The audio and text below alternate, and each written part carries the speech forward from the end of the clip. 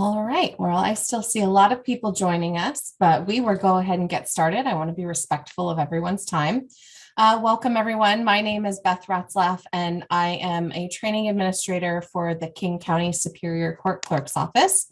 I have a fantastic team with me today to help present information on our public portal, our KC Script public portal. And I am going to let them take turns introducing themselves. So we'll go ahead and start with Danielle, and then Yvonne, and then Desiree. Hello, everyone.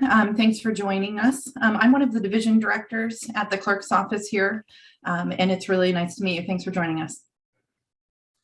And hello, everyone. I'm Ivan Sandoval, the Customer Service Division Director at the Clerk's Office. And on behalf of this office, I welcome you to this webinar regarding our KC Script portal.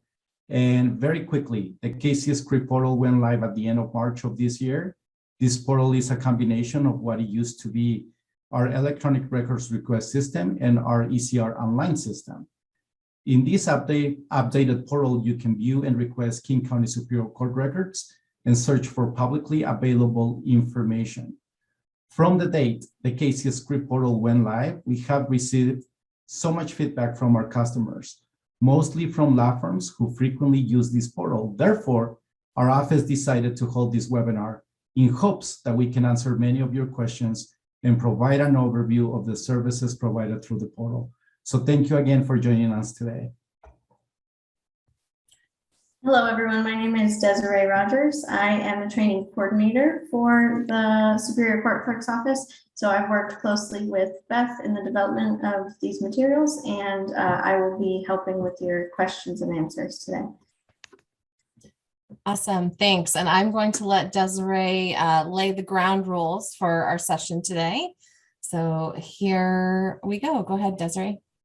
So since we're using a Zoom webinar style, you may have already noticed that you are not able to unmute or turn on your camera. That is an intentional setting. There's nothing wrong with your Zoom. That's just part of a webinar format. We should have the chat visible as one of the buttons along the bottom of your screen. So what you see right under that green check mark should be your menu bar.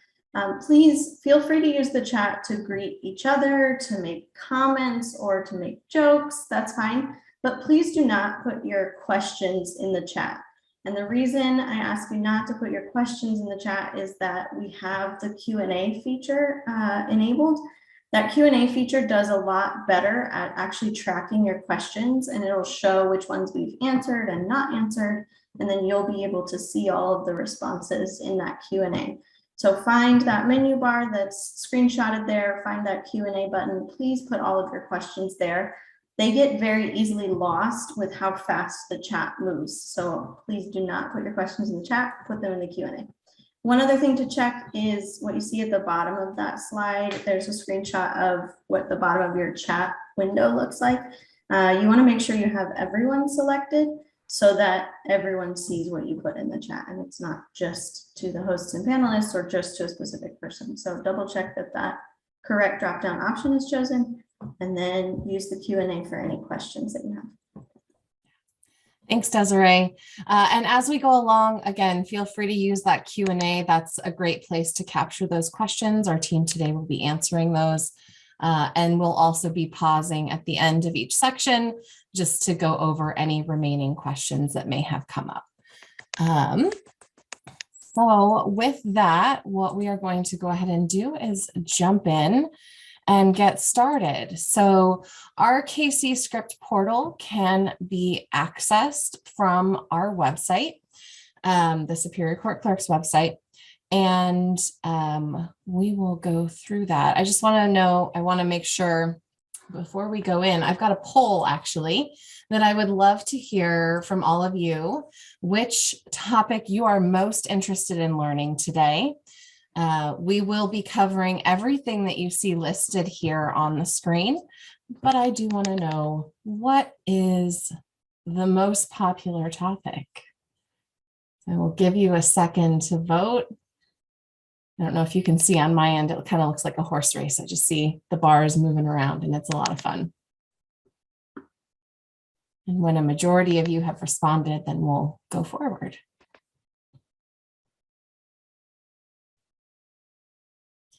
So far, requesting copies of documents is in the lead, followed closely by drawdown accounts. That's certainly a very hot topic. We will be covering that. And then sealed access also seems to be a pretty popular option. So thank you all for responding. I'm going to go ahead and end that poll now. Like I said, we'll be covering everything that was listed there today. It's just good for me to know what is the most interesting. So go ahead and close out of that. Again, the King County, the KC Script public portal is available on our Superior Court Clerk's Office website. The easiest way is from our homepage. There's a link right here, KC Script portal, view and order court records. What you'll see on my screen today is actually our test version that we use on the back end.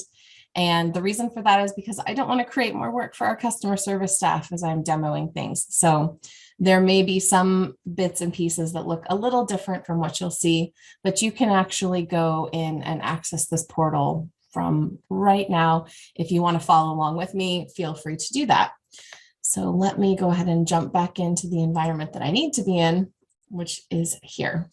I know about a third of you from that registration survey looked like you have never accessed the portal. So I will briefly go over how to create an account and get logged in.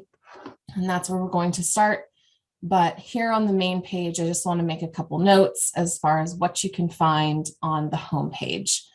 We've got quick links. There is a really great FAQs section. So if you have any questions about how to use the portal, that's a really great resource for you. We also have contact us information on how to reach us via live chat, email, or phone if you need any support as you're navigating through the portal. And then there are other options here for viewing records, logging, and you can see there's a login to request. So that's what we're going to do.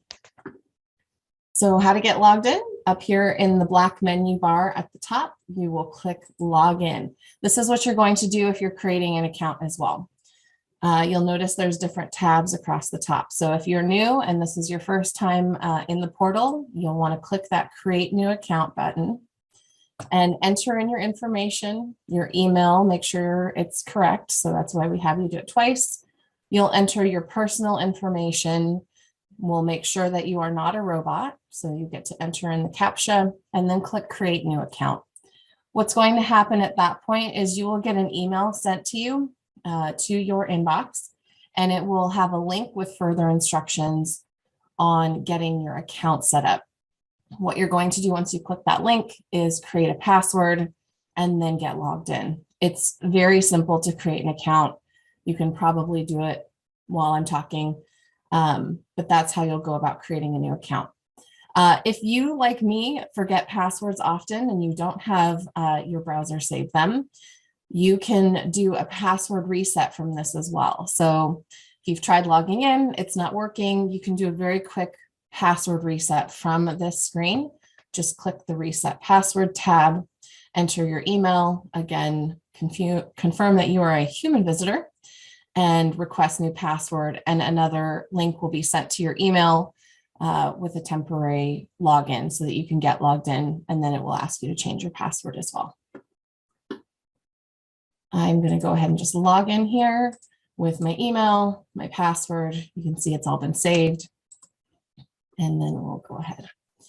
So this is, once you've logged into the portal, this is what you'll see. Again, the content on the home page, by and large, is very similar to what it was when we're not logged in. However, you'll see there's a different, there are different menu options across the top in the black menu bar. And given that requesting documents was the most popular choice, that's where we're going to start today. There are two ways that you can get to the document request screen. The first way is by clicking this Request Court Records button on the home page. The second way is to click this option here for Records Request in the black menu bar. So either one will get you to the same place. Really just depends on your personal preference. I tend to go to that menu bar because it's going to be on every page that you're on in the portal. When you are doing a document request, the first field on here is a submission title. We'll automatically fill something in. The KC Script portal will have a default title here. You can leave that, or if you are someone who requests a lot of records and you want some kind of note there to distinguish between your different requests, you can change this title to, request 1. We'll fix that. There we go. So that can be whatever you want it to be. It's not required that you change it, but there is something that's required in that field. What you'll do next is enter your case number. Again, assuming that you know your case number, this is where you'll enter it. You will need to enter your case number with the dashes. It will not go in without the dashes. And then don't make the mistake that I do every time and click enter. You need to click the search button. So we'll go ahead and click that search button, and you'll see that it automatically jumps me down a little bit on the page. I'm going to go ahead and scroll back up for a second, just to show you what it looks like. So there's a checkbox here for, or a drop-down menu for if you're ordering exempt records. Not really going to talk about what that is at the moment, but there are these different headings that will take you to different areas as far as what you can request. So we're looking at documents right now, so we'll stay here. But when we check out hearings later, you would click on the different buttons to get the different options. Hopefully that makes sense. So here we are, we've searched our case, and there is our list of documents that are in this case. A couple of things that I want to point out here. So you'll have the information, the sub number, the date, document name, any additional information. The page number is listed if there's a number of pages associated with it. We'll see that there. If there's a sealed document, you will see a padlock icon in the sealed column. And we'll look a little bit later at how to request a sealed document or to request access to a sealed case. So know that we're going to circle back around to that for those of you who are interested in that as well. What you want to do if you have documents that you're looking for is just click the checkbox next to the documents that you're requesting. I'm just going to select a couple here. So you can see when I did that, it expanded the menu and gave me options underneath each document. So I can determine the number of copies that I want, the delivery method, either electronic, mail, or on-site pickup. I can also choose my copy type. Pardon me, do I want plain, exemplified, or certified? And then there's a comments field if you feel like you need to add anything. I am going to assume that most of you are looking for electronic copies of documents. And if that's the case, the easiest way if you're selecting multiple documents is going to be to come up here to the top of this window and change the menu here, or change the drop downs here. Delivery would be electronic. Copy type, you can either choose plain or certified. I'm going to go ahead and choose plain. And then if you click, this is a time-saving tip, apply to selected, it will automatically update every single one of those documents. And that way you don't have to go through every single document and update the delivery and the copy type and the delivery and the copy type. That could get really challenging. So the other thing that I will make a note of is that if your document is available, 90% of all of our documents that are ordered will be available within a few minutes. So once you've done your checkout, you should get an email very soon after that. And what you'll notice, how you know if your document's going to be immediately available is, do you see a page count here? So if you see a page count, then your document will be almost immediately available to you after you complete your purchase. If you were trying to, one of the things that we've had questions about, I'm going to scroll down here. Let me add these to my order first. add to order gets them into this little cart at the bottom, or into the order at the bottom. If you were trying to expedite, which means that we would have your information within one business day, I believe, you can select that checkbox, but the system will not allow you to expedite documents that are going to be immediately available. So for example, we know that these are going to be available to us right away. If I click submit order and I've expedited, it will tell me the documents will be immediately available after purchase. You don't need to pay the expedite fee. So we won't charge you that $30. So you can take that checkbox off and you'll see that it won't charge you for something that's going to be immediately available. It's a great feature. So I selected my documents. I have my copy types, my delivery method selected. And now I'm going to, when you click submit order, what that's doing is adding that to cart. So I'm going to click submit. Would you like to submit your order? It will redirect you to the cart or your cases screen. That's what we want. We're going to say submit. And then the next screen that comes up is my cart. Now this will come after you've added documents or hearing requests or something, but the other way to get to your cart is through the My Account drop down here, and then you can click on My Cart. So either way you can get to it. What I'm going to do today is actually check out after each of these, just so you can see the entire process, and then we will circle back around. So when you're ready to pay, you can add multiple orders. So if you're ordering documents from multiple cases, you can go through the process that I just did, request your documents, add to cart, add to cart, add to cart, and then check out all at the same time. I'm just doing it for repetition's sake. So we'll select and then click Pay Selected Items. Okay. And here you can see there's drawdown here. I'm not going to click on that. This functionality is coming in the next couple months or so. We'll talk about that a little bit later. I'm going to go through the process of paying by credit card today. So we'll go ahead and click continue. This will actually take you out to our point and pay vendor. They are our credit card processing vendor. And here is where I will add information. And I do apologize for being painfully slow at typing. In the meantime, Desiree, are there questions in the chat that we should be answering? The last two are currently being handled by panelists. So we're good. Okay. Note to everyone, don't try this credit card number. It's only for testing. It won't work for you. No free documents. But we do need to get through the process.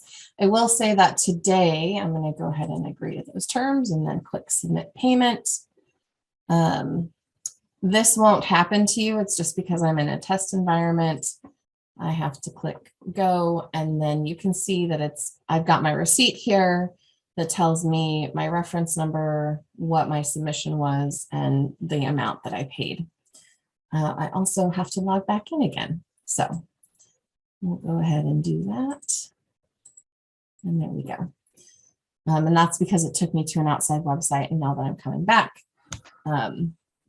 we have to log back in. So those documents, again, everything that I selected should be immediately available to me on purchase. I heard an email come through, and that was likely script notifying me that my order was ready.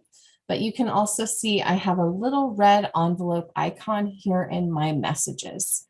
And if I click on my messages, that will show kind of any transactions that have been happening, right? So here I can see my electronic document request from today, the 15th, has been completed.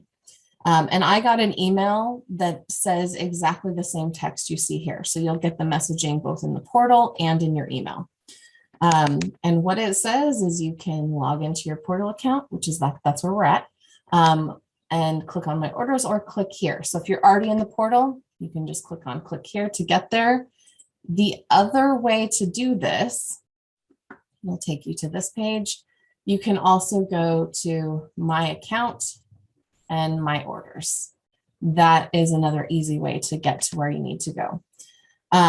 Another time-saving tip here. So you don't have to put in an order date range.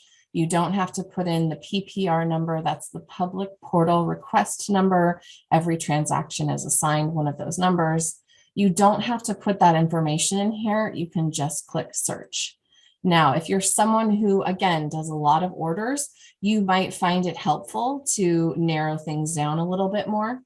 So if you don't have that PPR number, the transaction number, then you can always try a date range or something. But this is the easiest way, is to just click search, and everything is going to come up with options to go to the next page and next page and next page. So when I want to get to my documents, I'm going to click on that PPR number right there. And here is my order page. So a couple things I want to point out here. My order date was today, July 15th. My expiration date, I can view those documents until the 29th. There's 2 weeks that you have to view your documents, but do pay attention to that. If you try to get your documents after that date, they won't be there and you'll have to do another order.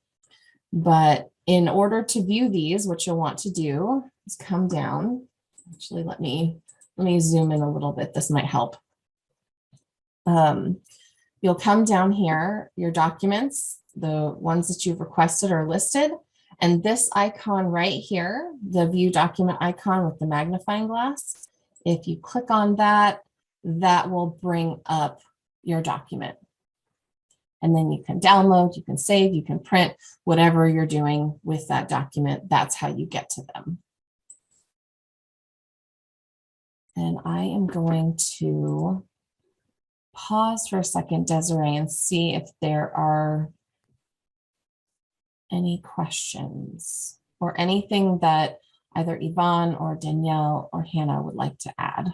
Yeah, Beth, can you go back to my order screen and try to search by the PPR number to see if it works? I think there's a comment that it never works. So let's see if it works. If you try to search by PPR. Did I get the right one? I think so. Click search. Oh, interesting. No results found. Beth, I think we have 3 P's in there. Okay, I swear I typed R. If you all are my witness, that says R. 0. Let's see how we do with that one. 6. Let's give it a shot. This is a glitch that we probably need to look into. So Okay. Thank you, Agreed. whoever brought it up today. Thank you very much. So again, I want to kind of go through that a little, just one more time. You have ordered your documents. You know that they're electronic. They're going to be immediately available. You're on the public portal here. Where's the best way, or the records portal? If you go to my account, my orders, we're going to just search, and it's holding whatever was there before. We're clicking search. My orders come up. I click on the transaction that I want. Make sure my expiration date has not passed. And then I just click on the document and it will bring it up. So that's going to be the easiest way to get there.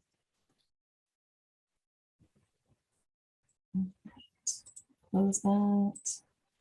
Oops.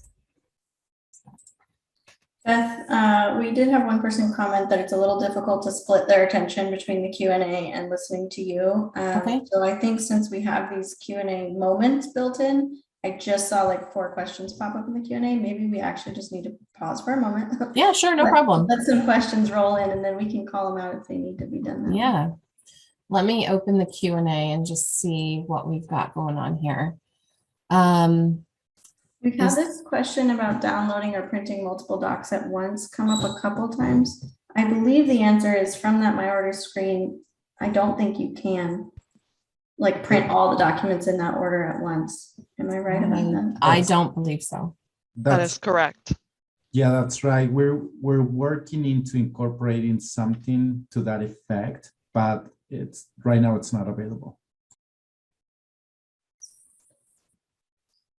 I see one question that I'll just say, we're going to get to this in a moment. Cameron asked, can you run through finding a case you want to look for docs in? So that case search tab, we're going to cover that in a little bit in the webinar. So yes. And again, if you have the case number, so if you don't have a case number, that's the case search and we'll look at that. But if you do have the case number, you click on Records Request. And then you just enter your case number here. So what was it? Case number.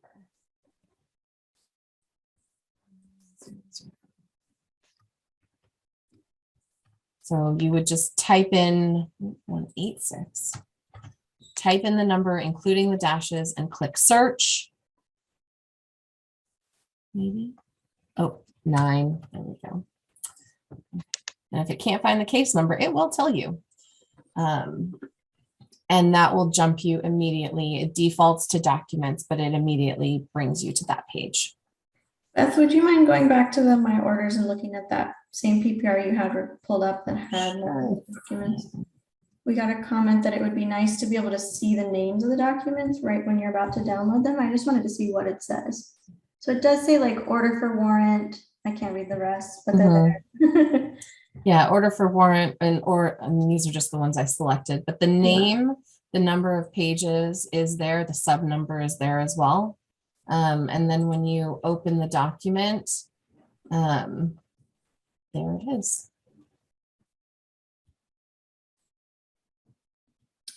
We have a question. When I click on the search and view court records icon, I receive a message that says access denied. I believe that means you don't have an account set up. Is that correct? Let's see if I go from home and I'm going to go ahead and log out for a second. I'm assuming this is the button right here that they're looking for. And so then this is not popping up for. Yeah, it just says access denied. I think that means you're not logged into an account. If you log out and try to do it. Oh, you already did. I did log out. Yeah. Hannah, Yvonne, do you know why that might pop up? Hannah might know the answer to this. Or I. And I don't know if this is part of the confusion, but if you're looking at my URL, don't pay attention to that. Again, I'm in our test environment so that I can demo these without impacting our staff that are processing orders from real people. So do make sure that you get that from our website. And from, again, the main clerk's page, click on the KC script portal, view and order court records, and that should get you here. And logging in, you'll be able to request the records. Oh, I see. So Barbara responded about the names. The point is that when you download the document, like the file is not named. So that is feedback that we can pass along to our software development team. Thank you. All right, let's not stop for too long. I think we've got some more questions, but I think the panelists can continue in the Q&A. Okay, great. So we will go forward and move on to hearing requests. So if you are requesting hearing audio, again, I'm going to go ahead and get logged in. This is good. You'll get to see multiple times these processes. I am a human being. Oh, and now I'm in production. That's why. Okay, there we go. Let's go back to log in. Okay, so hearing request, again, you have two options. You can go to the records request in that top menu bar, or you can click on request court records. I'll go this way this time. Either way, the result is the same. It gets you to this records request page. Again, if you want to change this title, do hearing request, then enter your case number. Again, if you know your case number, this is by far the easiest way. So we will get our case number in there. Once again, making sure that you add the dashes in between and then click that search button. Don't make the mistake of hitting enter. I do that almost every time. You can see, again, it automatically jumps us to the documents. That's where you need to scroll back up just a little bit. And this time we're going to click on this tab for hearings. Now for hearings, what I will say is that if you are going through the portal, the only file formats that you can request are either FTR or MP4. If you are looking to get your audio hearing or your hearing audio on a CD, you will need to complete a form on our website and go about requesting that way. You cannot request a CD through the portal. You can only request electronic. So the other thing I want to make a note of here before I go in, I'm going to click on my motion hearing. When you log in, if you're requesting hearing audio and you do not see a start and stop time, or you don't see hearings listed, likely that is because that hearing was prior to us going live with our new case and financial management system in November of 2018. So you will only see this data for cases and hearings that have come after that date. And I'll show you what to do if you don't see the information that you're looking for. But from here, when you want to order audio, you'll click the plus sign. It'll give you more details. Again, click that checkbox to select. If you want, let's see, we'll select our audio type. So we've got FTR file is the recommended file type, and delivery method is electronic. That's the delivery method. You can add comments if you wish. And if you're only looking for a partial hearing, or you're looking for one witness, their testimony, you can check the box that says partial hearing. And I'll do that here for the trial date. I'm going to go ahead and check the box and say, I want, again, FTR on this day. You can add comments, but if you click that box, it'll give you an option to put in the start and stop time. So we'll just say, I want 10 a.m. to maybe it was 20 minutes. And there's your start and stop time. And that'll tell our office to make sure that we're only giving you that one piece. Again, just like with the documents, if you want the same settings to apply to everything, you can select everything and then come up here and change your audio type. Let's say I don't want FTR, I want MP4. I apply to selected. You can see it changed my selections there. And back. So you can select as many as you need. We'll go ahead and update that. So all of them are in there. And then scroll down here, we click add to order. And now you can see all of my selections are listed. And here we only want those partial selections. So that's why it's there. You can, again, choose to expedite if you want. That will increase your cost by $30. Or you can choose not to. If you get down here and you think, oh, just kidding, I didn't want that, you can always X out an item. The same functionality works in the document request as well. And then we can go ahead and submit that order. What I'm going to do first, though, is if you don't see the hearing that you're looking for, there is this button here that says not seeing a hearing. If you click on that, it brings up this menu so that you can complete the information and tell us what you're looking for. Again, audio type, date of hearing. We will say today's date because 7/1/15, oh, longest July ever. Recording start time.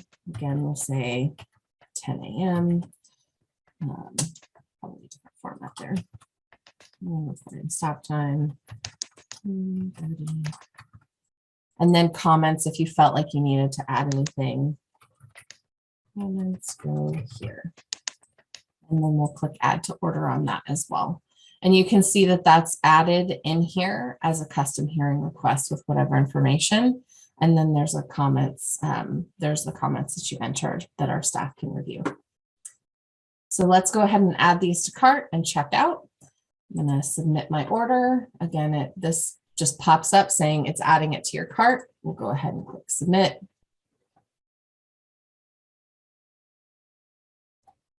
And it has brought us to the cart where I will once again pay for these items. So we're going to go through the same process again, payment by credit card. I'm going to hit continue, enter my information. For whatever reason, probably because I'm in the test version. And there we go. I have to count the ones.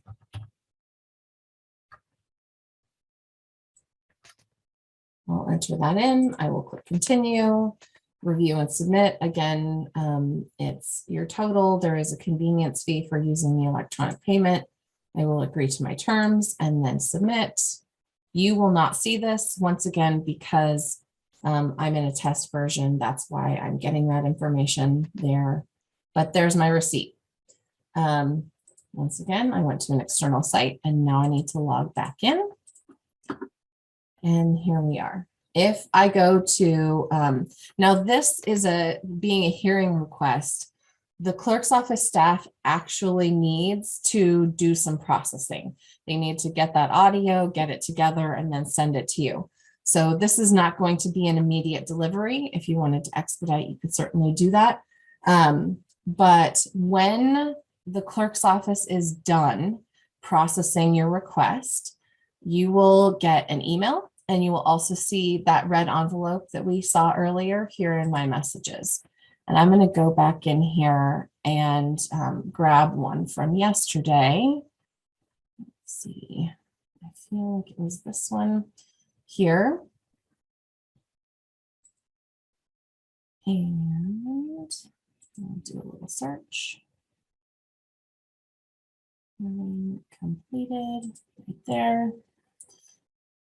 Now with hearing requests, again, there's an order date, expiration date, very important. Make sure that you're getting those files before your expiration date. You'll notice down here, so when we were looking at the documents, there was that little icon.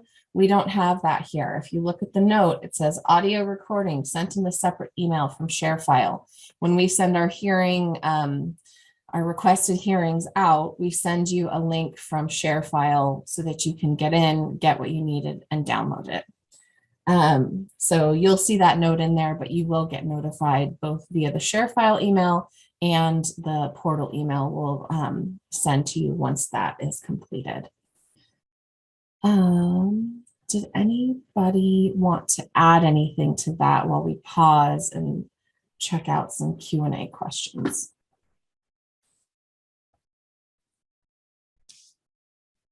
I'm looking at them. I'm thinking about Yvonne is answering one that's related to hearings right now. We have a question. What is the standard turnaround if not expedited on a hearing request, I assume? That is a good question. Danielle, do you have an answer for that one? I sure do. And it's a good one. So we have up to 5 days for turnaround for non-expedited hearings. There is some manual steps involved in that. So they go into a queue and are taken in order, and our commitment to customers within 5 business days. And then Danielle or David, I noticed there were some questions related to putting first and last name when it's a company credit card. I'm not sure if David can jump in and maybe provide a live answer to this question here. I've got that one now, Ivan, too. I can happy to take it. So it can go either in the first name or the last name, technologically speaking, but last name tends to be easiest is what I'm hearing from accounting. So it's a good question. And it would work in either field, but the preferred field is the last name. Awesome. Thanks, Danielle. Desiree, are there other questions for us to answer while we're paused here?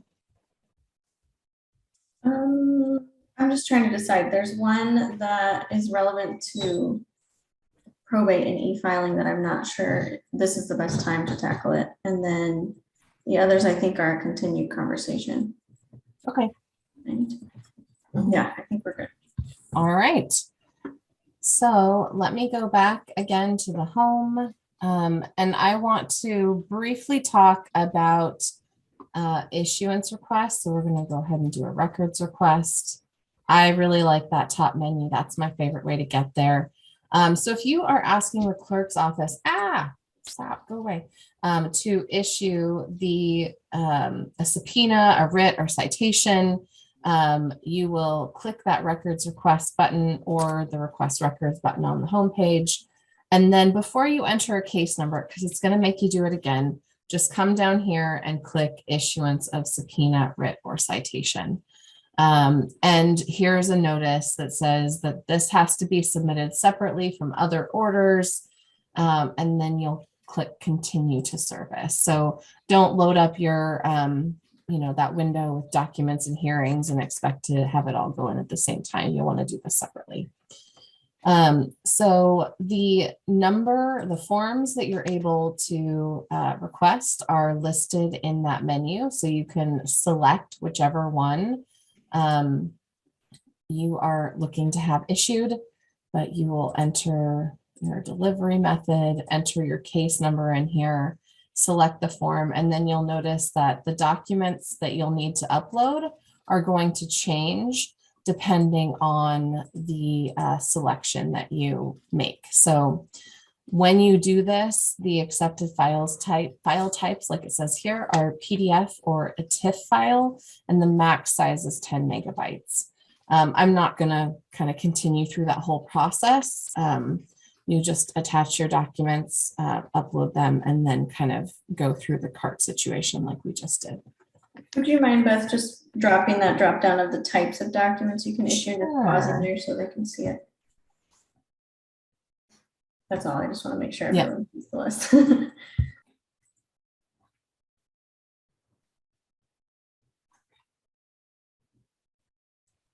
And again, just remember, you can only request one issuance on one case via one delivery method at a time. One question just popped in, I believe, is about issuances. Is the citation criminal or for citing a hearing? Who knows the answer to that one? That's a good question.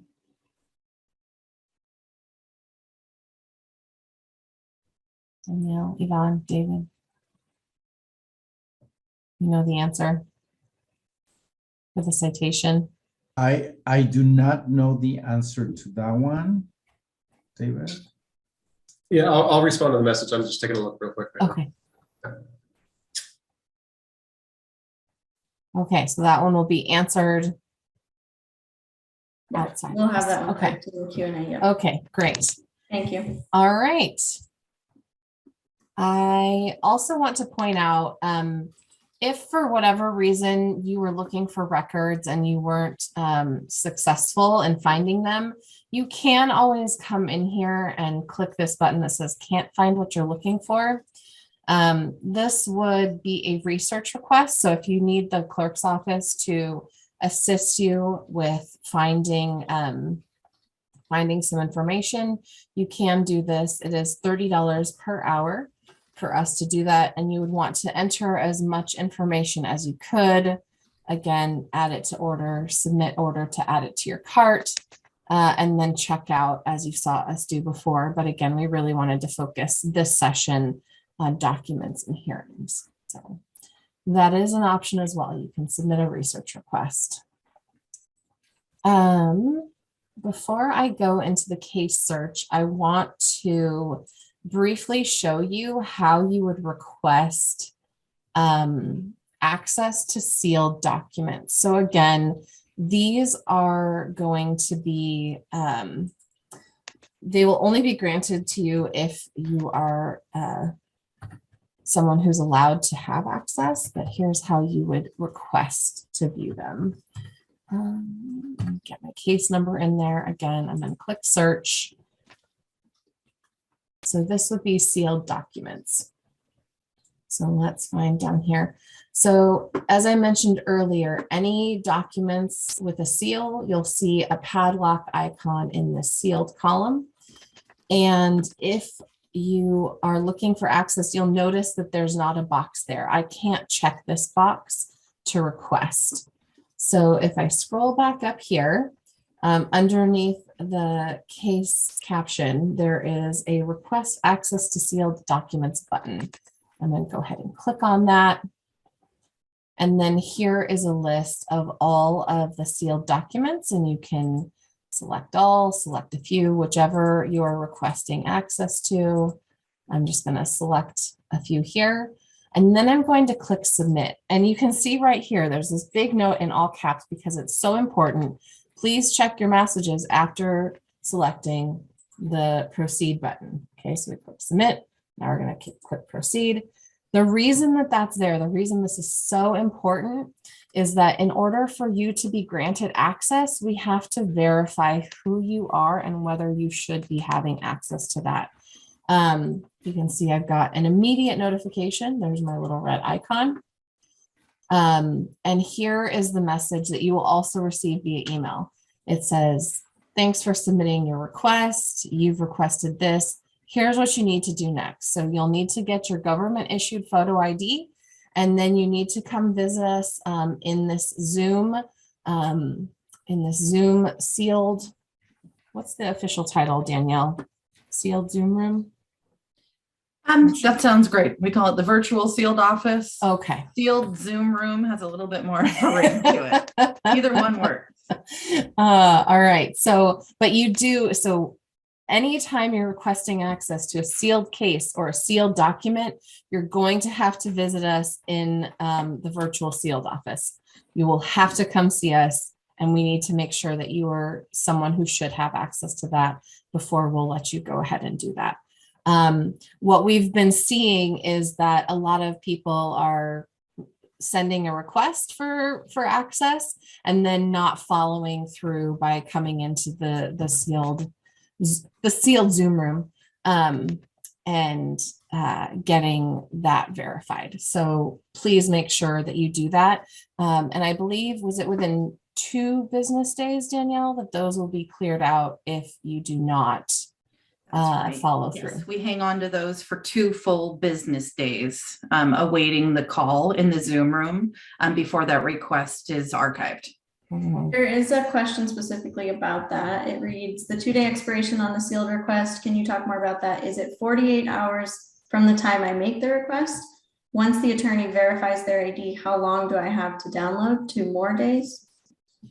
Nope. Okay. And I'm happy to answer it. It's a good question. So it is, yes, you are correct about the 48 hours piece. So you will have 48 hours to contact us for that request to still be active. And then once we have done that and you've moved on to actually ordering the documents, as Beth mentioned earlier, it's 14 days that you have access to those documents. So we need to see you within 2 days of making the request while it's active to verify identification. Then once you've ordered the documents, those are yours for 14 days to download.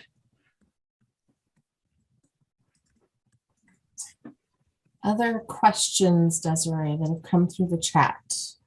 I'm noticing a couple, Beth, if I can jump Sure. in, that are about paralegals accessing versus attorneys. So at this time, just as we do and have historically at all of our counters, we've only been able to do this in person until March of this year. It is true only attorneys at this time, yes, can access it. And that is by statute. Stay tuned in the future if that changes so that legal staff can also access them. But right now, what we do is verify it has to be the attorney on the case to just give a human moment. And we've had quite a few where a paralegal, having done that work myself in my past, a paralegal has put in the request on behalf of the attorney, calls us, and they're on the video call, and then the attorney pokes in and says, I'm also here, and we do a quick verification as long as we are seeing the actual attorney and the attorney's identification so we can connect that bar number to the case and the notice of appearance, we're good to go.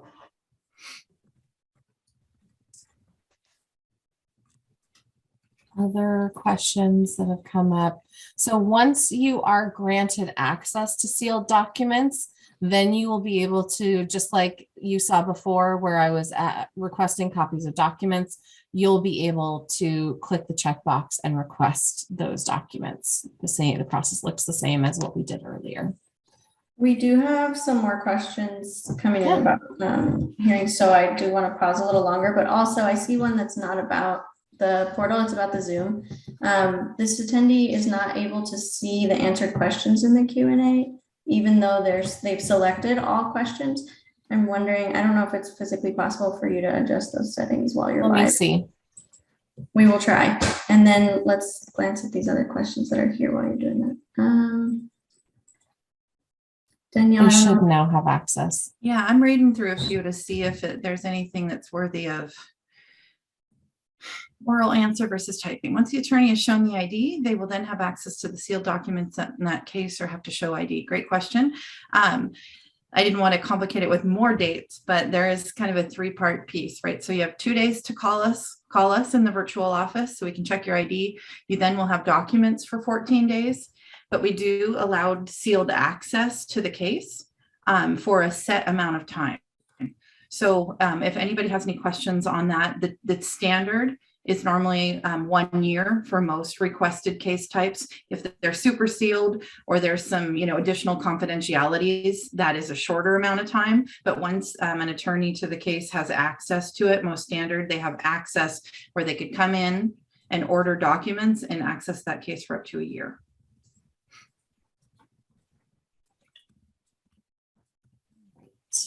Is the video call immediately after, sorry, Yeah, no. after clicking the link? It nearly is. The only thing, yes, we're available right when you get the link. The hours for the virtual sealed office are posted on the website and they're during business hours. We just close for an hour during the lunch period. For staffing reasons, but yes, you can click on it nearly immediately. The only delay you would experience is if there is someone being helped before you. There will be a queue. Sometimes we're not seeing long lines, but 1 or 2 people waiting is somewhat standard. Danielle, can I jump in for a little bit? Sorry. I Absolutely. noticed there was also a question related. See, if I join the virtual seal office before it closed, but I haven't been helped, and then the office hours are closed by then. So does that mean I will not be assisted because the office hours have already closed? So my answer to that, and I'm sure you will agree with this, Danielle, anyone who joined the virtual office before it closed, by the time we close, it will be helped. So Absolutely. anyone who didn't join that office by the time it closed, they will need to come back on a different day. Correct. If we are already in the queue before we close down for the day, we will help you before we are done. And then Danielle, there's a question about sort of case versus document. So if I've shown my ID for a case, I believe the answer is I will have access to any documents on that case once I've verified. Or do I need to show my ID for each document request? No, you do not. No. Yep. You do not need to show your identification for each document. But in this legal world that we work in, there's always a but or however, if there is a super sealed document or a document that is sealed at a higher level for some reason, you may have to interact with us. But most normally, the most standard situation is once you have access to the case, you have access to most all documents that are filed in that case. And I'm seeing one again about timing, so I just want to make sure to answer it about the 48 hours or 2 business days. You should be able to call, yes, within 48 hours of when you've put in your request. I'm just reading these, and after the call, the documents are immediately available. Yes, that is true. While we were on the Zoom call with you, we are turning on some green lights on the back end, and you should be able to go in nearly immediately after that has been turned on, and you will then see the checkboxes available next to the documents and should be able to get in the case right away.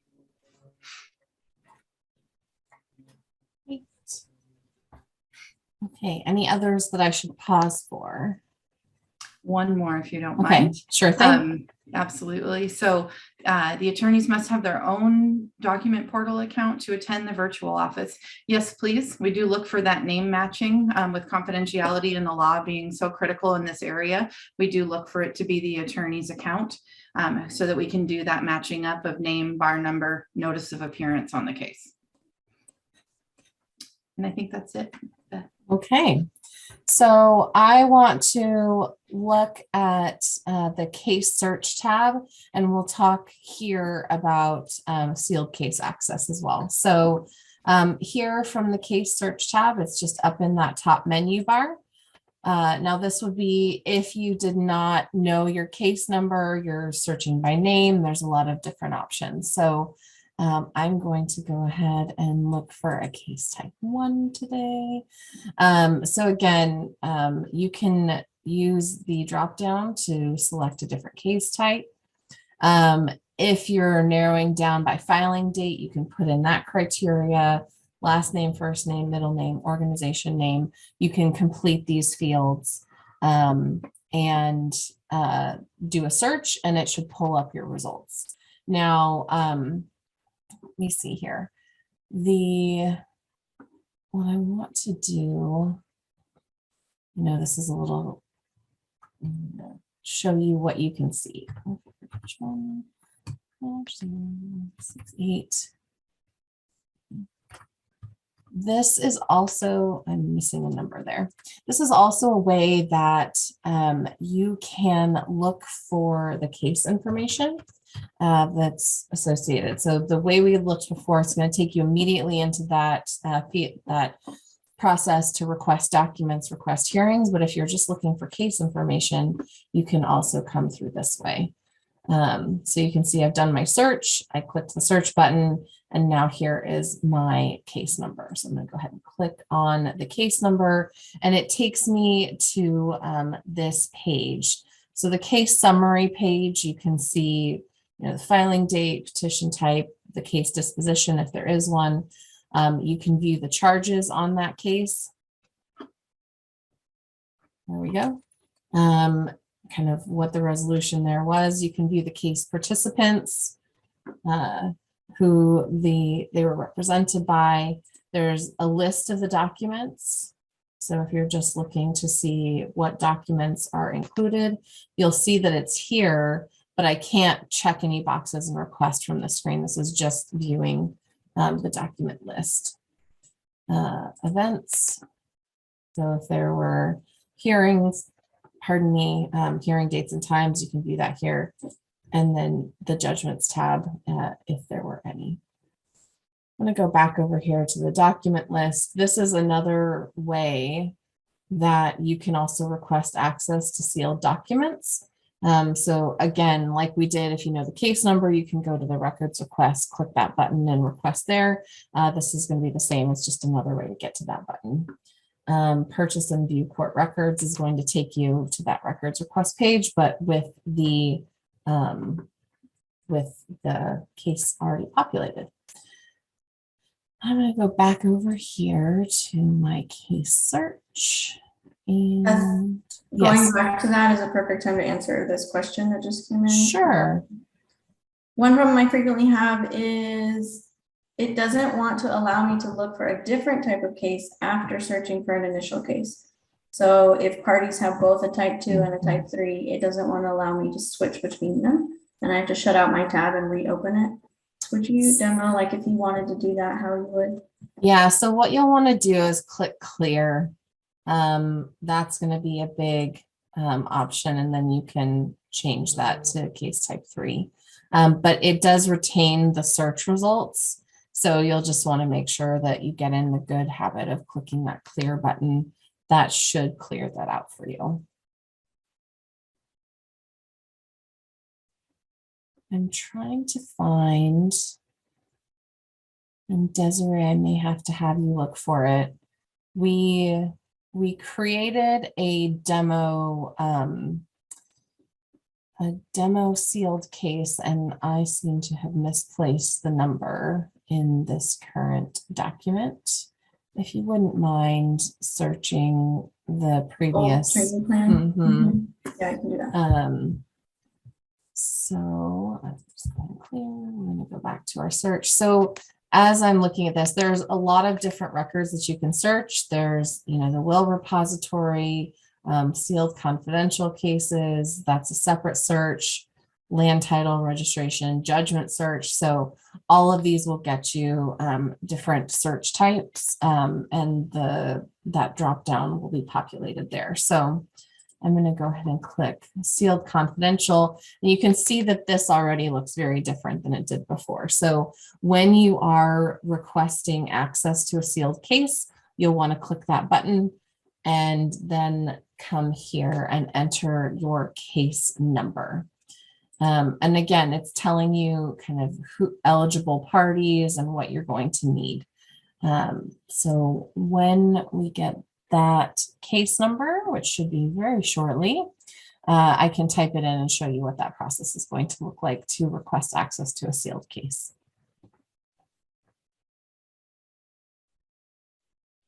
I just put the number in the chat for just you. Okay. Thank you very much. There we go. So again, this is a case that we created. We're not actually exposing any information here. I just want to be very clear on that. So you can see what I did. I put the case number in, I clicked submit, and it's just saying, we're going to submit this to the court, proceed.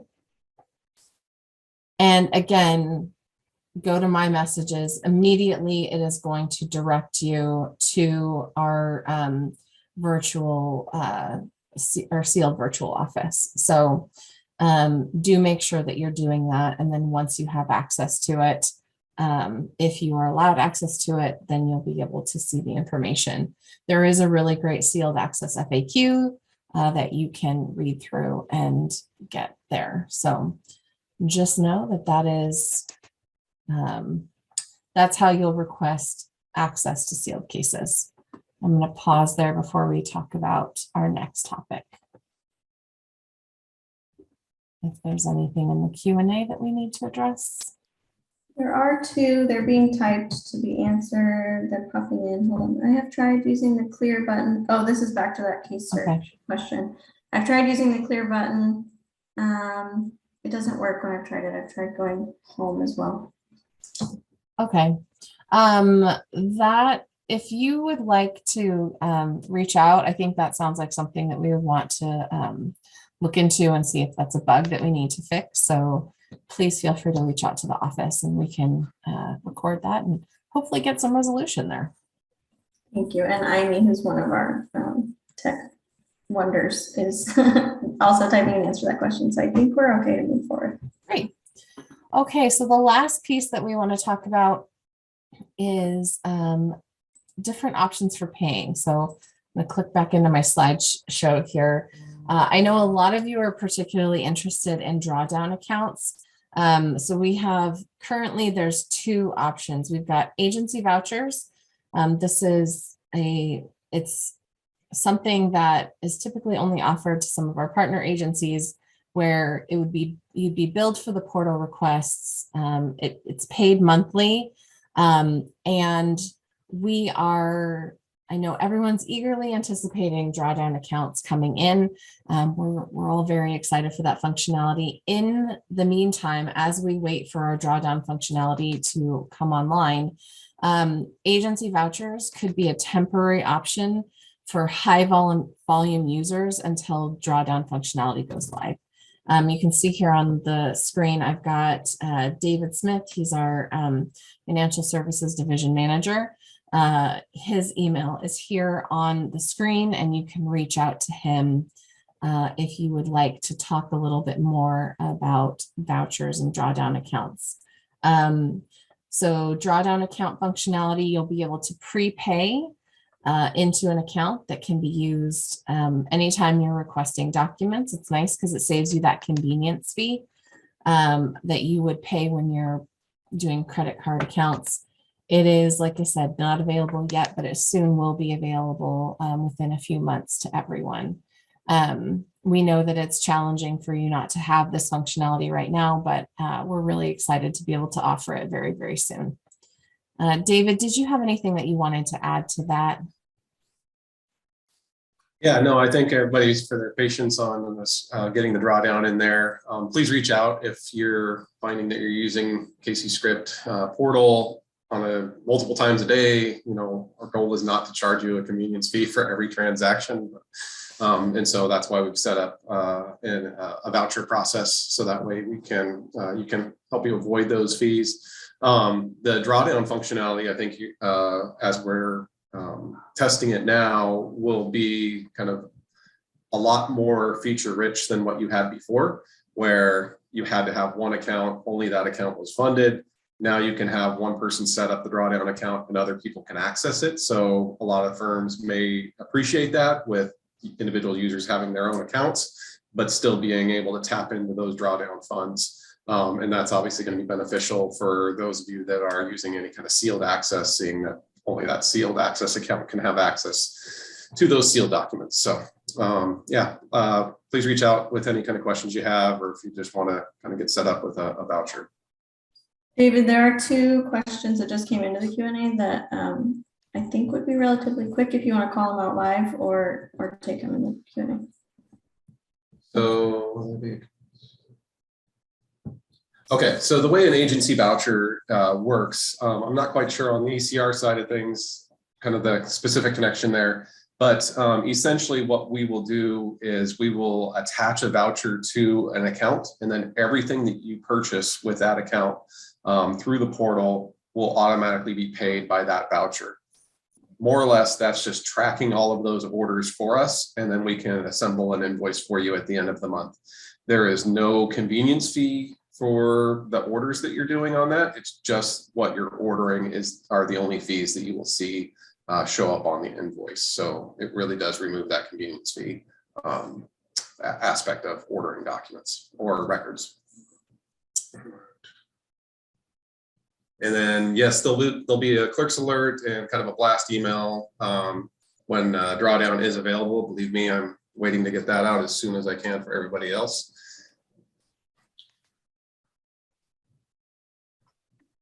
Yeah, so I do see a question regarding sending my email to the bookkeeper. That's great. Anybody that's interested in it, whether it's your accountant or bookkeeper, I can kind of talk through the process with them, let them know what kind of information they would see on the invoice. Just to kind of plug another thing, I'm not sure how many of you use the submission title or update the submission title, but that's a useful tool when you are using a voucher because we will provide a report of the orders and include the submission title. So when you get a month's list of orders, you can quickly identify, if you put your client information into that submission title, where those orders should be, billed back to a client. Okay, I think that got all the questions. Thanks, David.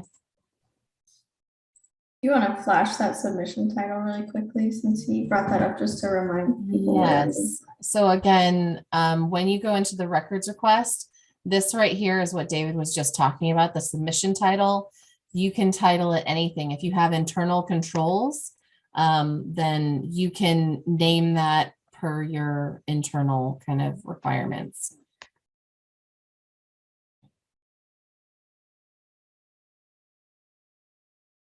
Beth. Yeah, go ahead. I know there was, before I forget, there was a comment from someone, if you can view the receipts from your accounts, and can you show them how to get to that? Sure. So I'm going to pop over here to my account. There are a lot of different options here. So if I click on my name, it's my personal information. If you need to update, this is a good place to do that. You can get to your cart from your account. My payments will show you some payments, and then paid records, receipts. I don't have anything there. Payments is going to be the best spot right now. And then it's got the PPR associated with it. So you can see the amount, and then the hyperlink will take you to the request.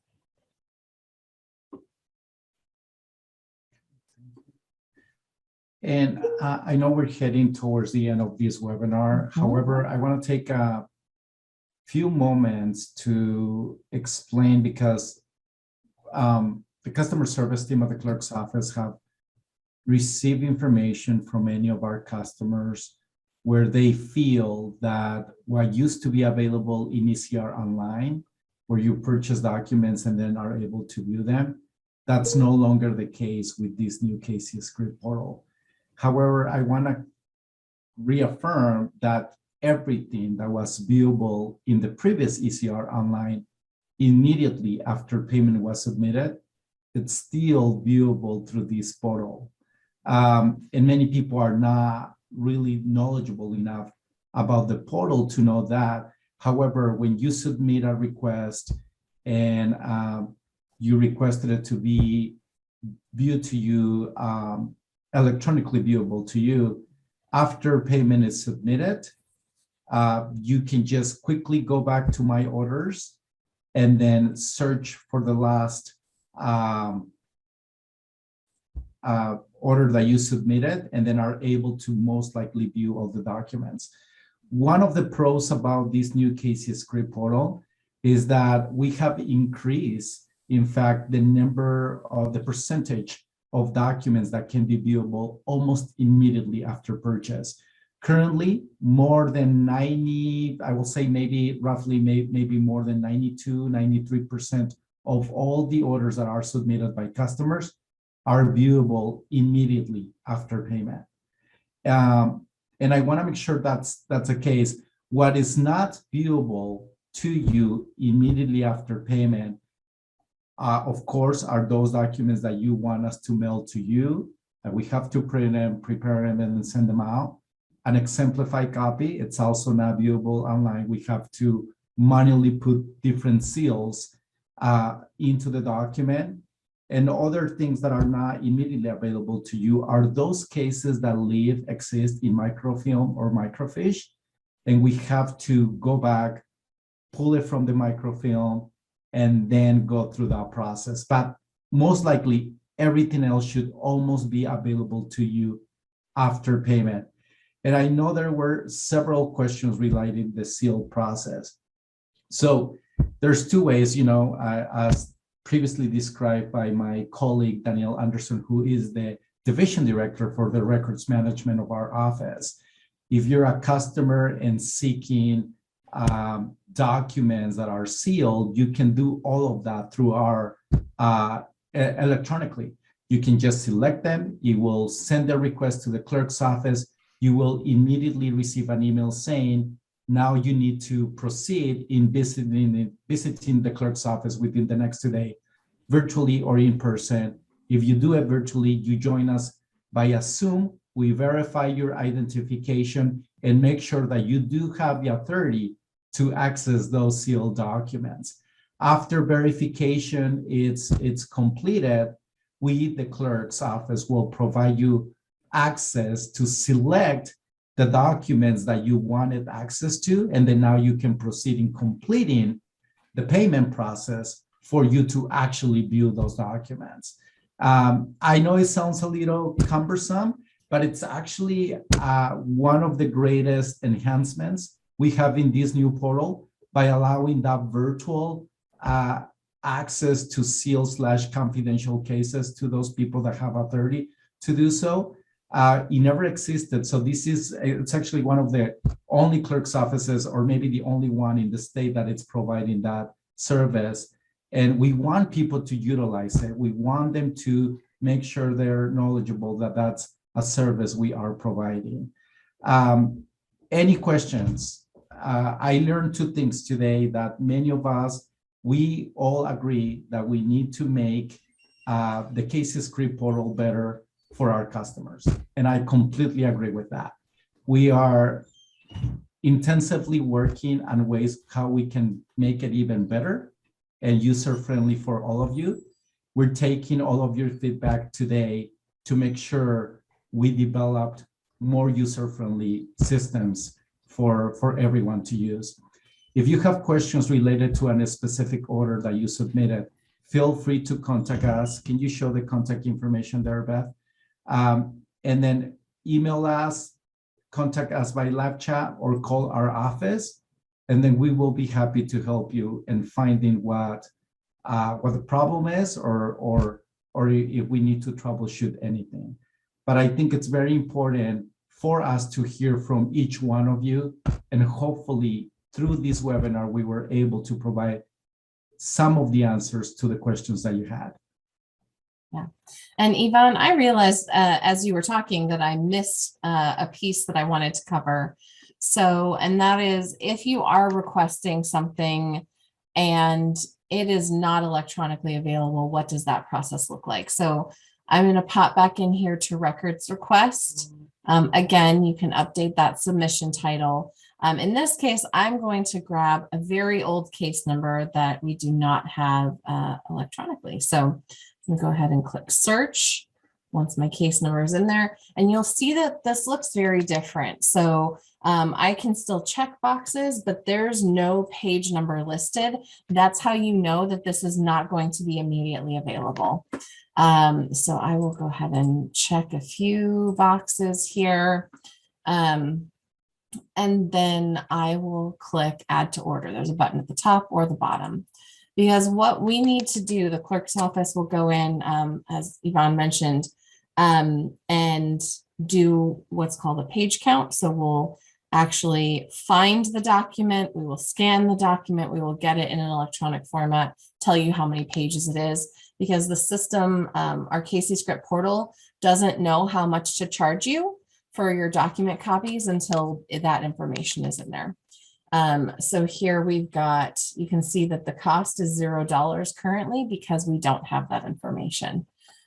You can expedite if you wish, but I will just go ahead and submit order and then click submit. And that's going to send that to the clerk's office for processing. And then what happens at this point, I'm going to pop back into my messages. Because this says, you know, we're requesting this.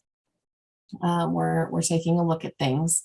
And then the what you'll want to do once that is returned to you, I need to go find that EPR number 2339. I did some prep yesterday, so hopefully we'll see that here. Okay, so here is what you'll get once your request has been processed. So once the clerk's office has gone in, scanned, gotten those page counts for you, you can click here, or again, go through my orders and do that. This is going to take us all to the same place. 1, 2, 3, 4, 9. And you can see that the number of pages has been uploaded. And what you'll see here is that we've uploaded those documents. Now you can purchase them. You'll get a second order number to continue. Click here. Clicking this link will take you immediately to that records request page. You won't have to put in a case number or anything. All of those documents that you requested before are in here and ready for you.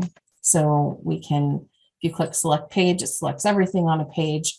Again, that time-saving tip, if you want to update the delivery method, the copy type, and click apply to selected, it will apply all of that. We'll add it, and now you can pay for your documents just like we did before. So there's just an extra step of making sure the clerk's office gets that information in and totaled, and then you'll be able to, you know, jam right from there. So. And Danielle, how long approximately for page counts? Is that 5 business days as well? It is. We work like many of those a day, so it could be quicker than that. What we end up doing, yes, is getting a task comes into our office that tells us you're looking for that case either on film or something that we need to locate. Yep. 2 to 3 days is normally kind of the turnaround for when you will see that first step of like step A back telling you how much it is. But we do have up to 5 days. And the good part of that piece is that once we shoot that note back to you and say, it allows you to see the number of pages, proceed with your order. Those images should then be there awaiting ordering so that when you pay, you get them, as Beth said, nearly immediately. But we do, yes. We've been meeting closer to 2 to 3 days, but our commitment is up to 5 days, business days for our staff to work it and do that research and get them back to you. Yep. So if you need it faster, you can click the expedite button, pay that extra $30, and then we'll move it to the front of the line. And lastly, and I know that we still have about 146 participants still on the webinar, which is amazing. However, I think we want to go to, can you go back to the records request screen for me, please? Sure. And then I want to quickly show everyone that also a new service that we provide in this Casey script portal are for people that want to request documents based on a state statute that waives their fee for a particular document. So let's say you are a protection order petitioner and you want a copy of a, let's say an example, a certified copy of your order.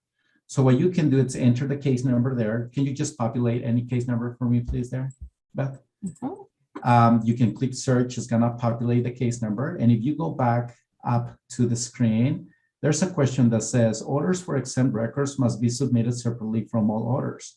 When you choose an exempt reason, it will apply to all items in this order. Is this order for exempt records? So if you click yes to that, then now you gotta click, please select the correct revised code that applies to that. And then based on the RCW, if the RCW allows you to receive a copy of that record without paying a fee, then we will provide it to you. And what basically this does is you select the proper RCW that applies to your order, select the documents that you want, and then after doing that, you submit your order. So you don't pay anything at that point. What happens then is that that request comes to the clerk's office. We then reconfirm that you do, in fact, can get these documents without paying the fee based on the RCW that you selected. If you did, what we'll do is we'll complete it at our end. You'll get an email notification that or a message notification to your account that says we have completed your request. And then if we approve that, you'll get those you'll be able to view those documents directly from your account without paying that copy fee. If we reject it because we believe that the RCW that you selected does not allow you to receive those documents for free, you will still receive a message to your portal account and email address stating that based on the information you provided, the RCW that you selected, we cannot provide you those documents for free. So that's another service everyone has available. I mean, not everyone, but those that have a 30 based on state statute that can utilize. Yeah. And you can see, like Yvonne was saying, I've selected these documents. They're in here. The cost is $0 because the total amount waived is $625. And it's looking at that, the exemption request. So that is what we have to show. I would love if you still have any other questions, if there's a process that you'd like me to go over again, I'm happy to do that. We have another 6 minutes, so plenty of time to look at these. What I do want to do as we're kind of waiting here is show you again, FAQs are here and ready. So you can look through those if you have questions. We also have the contact information as well. So this is really helpful if you want to reach out to us. You can reach us via live chat, email, or phone.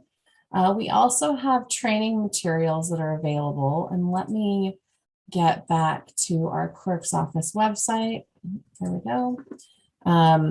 So if you are looking, access records, nope, it's this one.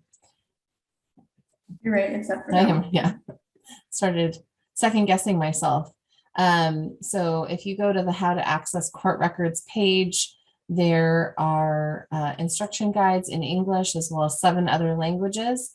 We've got written instructions as well as video overviews. So everything, these are all very short. They should be under a minute and a half.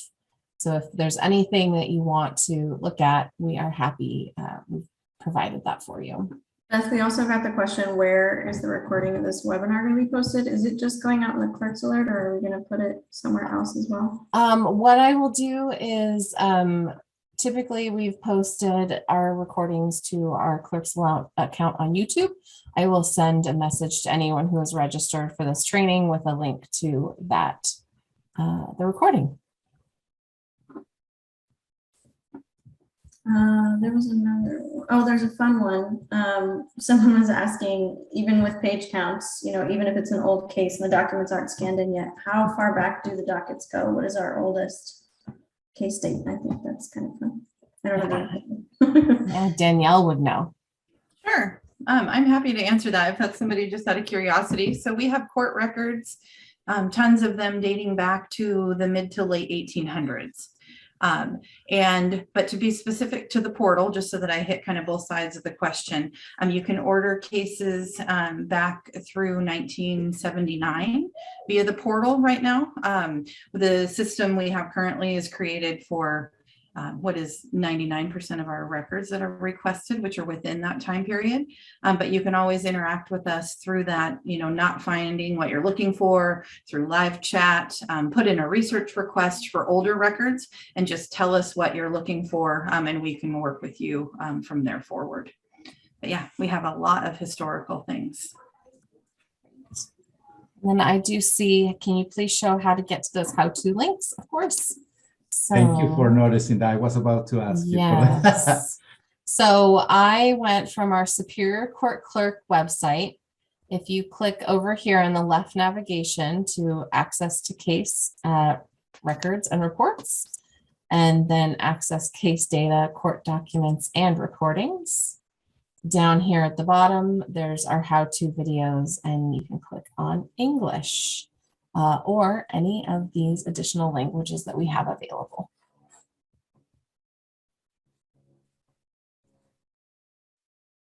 Let's see. Looks like Imy's addressing that last question. Now is the time. If you had any questions, bring them on. Otherwise, we'll go ahead and wrap things up. I want to thank you all for spending your time with us today.